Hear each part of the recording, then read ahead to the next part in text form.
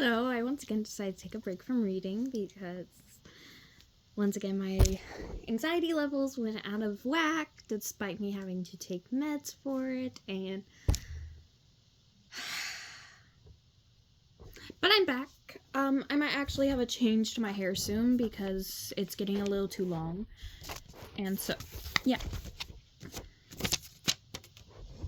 you need a stick-it note.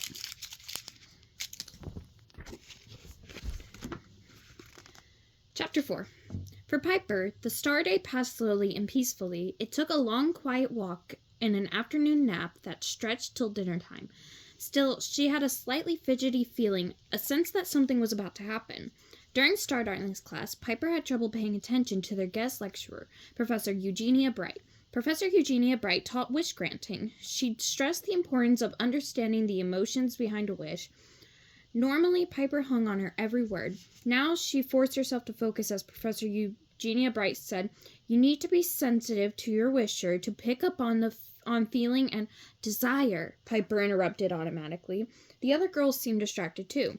Sage kept giggling to herself. Cassie took a lot of hollow selfies. Once again, Libby had her head on her desk. The class seemed to go on, but time didn't pass, and by lightfall, Piper was already in her nightgown, studying her hollow books. Stars crossed she'd get enough done that she wouldn't have to listen to lectures while she slept.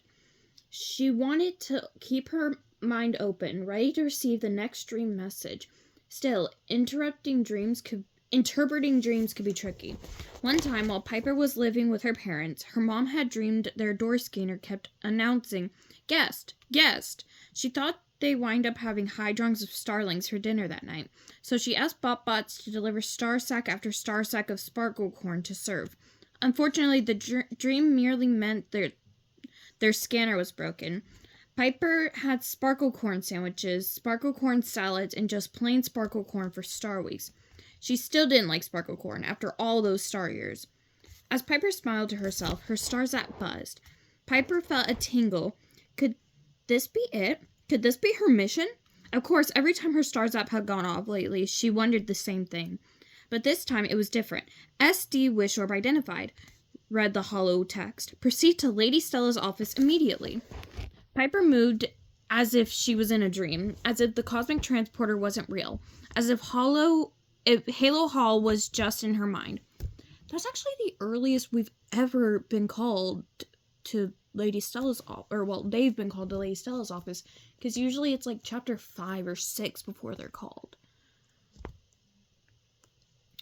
When she reached Lady Stella's office, she had no memory of getting there, but apparently she had gotten there quickly. Piper was the first to arrive. "Oh, Piper," Lady Stella smiled, standing at the doorway and ushering her inside. "You could have taken a few star sacks to change." She gestured at Piper's clothes. Piper looked down. She was still wearing her nightgown. One by one, the other girls came through the door. Some looked sleepy, some looked wide awake. Scarlet skipped in as if she was in physical energy class, ready to go. Everyone sat at Lady Stella's round silver table. Starlight streamed through the large windows, flashing on the Star Darling's sparkly skin. Each girl twinkled with energy, except for Libby, who snored lightly. Lady Stella walked around the table and leaned down to place her hands on Libby's shoulders. "Libby," she said with a gentle tap, "you need to stay awake." She squeezed her shoulders lightly. "I know," Libby said without opening her eyes. "I'm just so tired." "Let's assume Libby is listening and continue our meeting," Lady Stella continued, pacing around the table. Each girl twisted in her seat to follow the headmistress's graceful movements. Lady Stella sounded as calm as ever, Piper thought. But why didn't she stop and speak to them from her usual spot? She held herself a little stiffly, too, as if she was trying to contain some nervous energy. "Soon we will head down to the Wish Cavern to see who will be going on the next Wish mission," she said. "Please remember that we still haven't determined what happened to Leona's Wish Pendant, although this will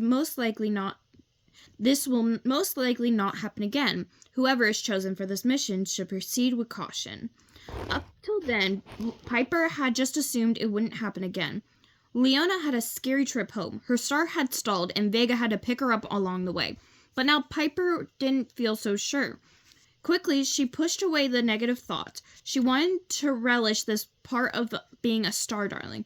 The start hours before a mission were filled with anticipation and optimism, a time before anything went wrong. And if Piper concentrated on this mission, really concentrated, she kept thinking positive thoughts and stayed alert. The stars were the limit. Lady Stella pressed a secret button in her desk drawer. A hidden door slid open to reveal the passage to the Star Darling's own wish cavern. Piper took a deep breath and pushed back her chair. Sage pulled Libby to her feet. "It's time to get serious," she said with a giggle. Gemma moved slowly too, and when her sister told her, "Hop to it," Gemma jumped on one foot all the way to the door. Piper barely noticed. She paused to breathe deeply. Then she followed everyone down the winding stairs to the underground cavern. Piper loved going around and around, down and down along the stairway, catching sight of bit-back creatures hanging by their feet. Maybe one day she'd try that pose for meditation. Being upside down would bring a new angle, a different way of looking at the world. But those thoughts were fleeting too. Piper's focus narrowed to one vision, riding a shooting star to Wishworld. In the Star Darling's wish cavern, a deeply magical place underground, the glass ceiling looked out on the dazzling night sky. Piper could make out the planet Trilite, its 3 circling moons casting yellow, blue, and red light. Everyone was silent as they gathered around the grassy platform. Each time, the ceremony happened a little differently. How will it be for me? Piper wondered. Trilite's moons beamed 3 different colored rays directly into the cavern. They joined together just above the platform to create one startlingly white light. The platform opened slightly, and a wish orb floated into the spotlight. To Piper, it seemed the orb glowed brighter than any she'd ever seen before. It reflected all the colors of the rainbow as it spun around the Star Darlings, swooping in front of each one. Piper closed her eyes. Its image burned in her mind. She knew when her eyes opened, the orb would be directly in front of her, waiting. And it was. "The wish orb has chosen," Lady Stella announced. "Congratulations, Piper." Chapter 5. Damn, short chapter. Anyway, but I did make a mistake last chapter, because I said that Piper had come back to the table to tell Piper that she had spread star pepper jam all over her Astro Muffins because it tastes like moonberries. It was Tessa. I don't know why I didn't catch that mistake. I don't know why I didn't catch it. But I am now fixing that. It was Tessa, not Piper, who spread star pepper jam all over her Astro Muffins. But, yeah. Short chapter.